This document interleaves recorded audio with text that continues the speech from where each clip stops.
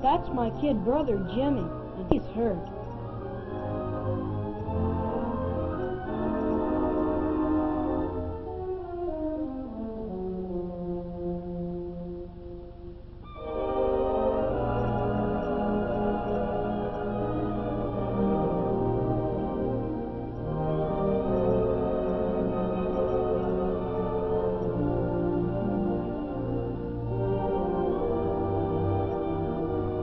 The police told me that Jimmy'd come barreling down the side street with hands on the handlebars.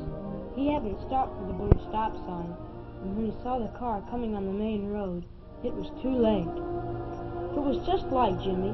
I remember once I'd reminded him always to obey all traffic signals and signs, and Jimmy'd said, "Oh, traffic signs, they're for cars." Why did Jimmy always have to stunt and show off? Why didn't he follow the rules? Something was wrong. Well, I was his big brother. I wanted to try to find out. Perhaps I could help him.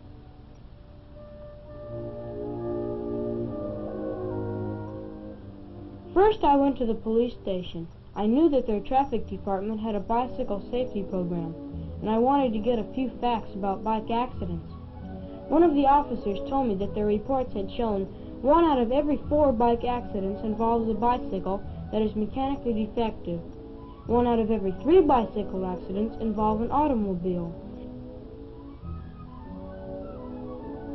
But 2 out of every 3 bike riders injured or killed in a collision have violated a traffic law or safety rule.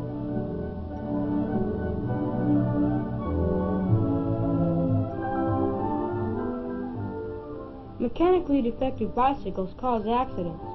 What about Jimmy's bike? Did he keep it in good shape? I went to talk to Mr. Burt, the owner of the bicycle shop in our neighborhood, and he told me that Jimmy knew perfectly well that it is important to keep a bike in tip-top shape. He knew that a mechanically perfect bike must have properly adjusted brakes, handlebars set tightly in the frame, a horn or bell that can be heard at least 100 feet, a saddle that is adjusted correctly and tightened firmly, a clean, well-oiled chain with the right tension, just enough to keep it from jumping off the sprockets, tires that are not worn beyond safety and are kept inflated with the correct air pressure, and pedals that do not have worn and slippery treads. But Jimmy was more interested in flashy ornaments that might impress his friends. He had no time to bother with a thing like a loose boat. To him, a showy ornament was more important. Ornaments are fine and can be fun, but they belong on a sound bike. A well-kept bicycle is a safe bicycle. Some of Jimmy's schoolmates told me how Jimmy once almost got hurt because of his clowning and showing off on his bicycle.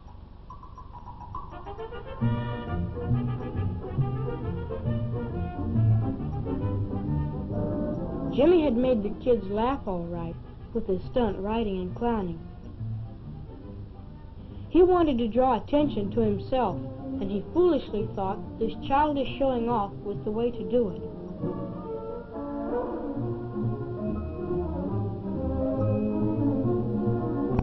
He didn't realize that his friends were laughing at him, not with him. I went to talk to Mr. Brown, who taught Jimmy's class the bicycle safety program.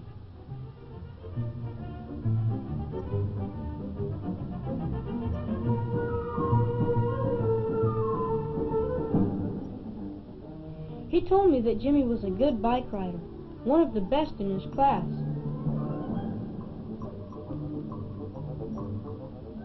But he also said that Jimmy had the silly and dangerous notion that a good bike rider can take chances, and he would violate the most important safety rules. Just to impress his schoolmates, he would take his life in his hands.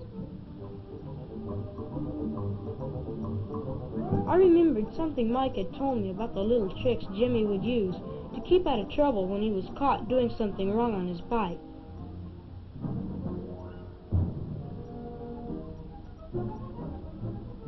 Once when he was stopped by a police officer, he acted extra polite and sorry and said, "Yes, sir," all the time, while the police officer told him that it is against the law to ride 2 on a bike, and that a bicycle rider must ride on the right side of the street, just like a car. Little Mike from down the street hero-worshipped Jimmy. He thought Jimmy could ride a bike faster and better than anyone. It must have been important for Jimmy to be admired, even by little Mike. But it was a serious mistake to try to win this admiration by reckless and illegal bike riding.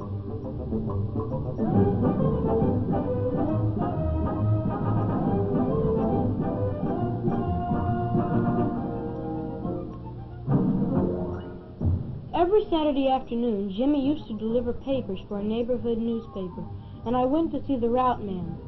He told me that Jimmy was a good and dependable worker, but that a couple of people on his route had complained about his reckless bike riding. Only recently he'd warned Jimmy that he couldn't work for the paper if he didn't ride his bike safely and correctly on his route. It seemed that Jimmy had been riding on the sidewalk instead of on the street, despite repeated warnings, and almost had run into a lady with a small baby. The route man had given Jimmy a good talking to. He told him that serious accidents can happen that way, both to Jimmy himself and to others. But the route man said that he felt that Jimmy had that foolish and dangerous "it won't happen to me" attitude. From Jimmy's teacher I learned that Jimmy was a bright and willing student, but she also told me that Jimmy recently had a little disappointment. Jimmy's class was forming its basketball team, and Mr. Wade put on a game to select the players.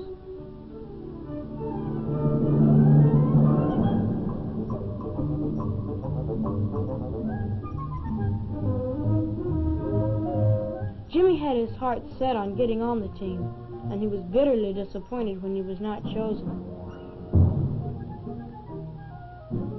That afternoon, Jimmy had outdone himself with his foolish showing off on his bike, as if he were trying to make up in this manner for his earlier disappointment and win the admiration of his friends in another way, through reckless stunning. But although his classmates watched him and laughed at him when he showed off, they knew he was being foolish and childish.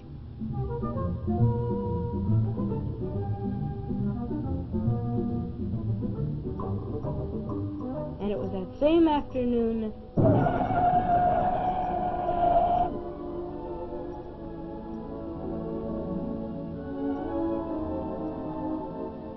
I thought I knew some of the reasons why Jimmy went wrong with his bike riding. He thought it was all right for a good bike rider to take chances, but the truth is that a good bicycle rider who does take chances isn't a good rider at all. He wanted to be admired and looked up to by his friends, but he went about it in the wrong way, by trying to win the hero worship of the smaller kids and the admiration of his own classmates by clowning and reckless stunning. And he was more interested in impressing his friends that way than in keeping his bike in safe repair. With his childish showing off endangering both himself and others, he was trying to make up for his little disappointments and failures, and to win the respect of his friends, not realizing that by his foolish behavior he was really accomplishing the exact opposite. I had a long talk with my brother. After I told Jimmy what his teachers and friends had said, he realized how dumb he had been. I could tell from the grin on his face that he had learned his lesson, and his clowning days were over.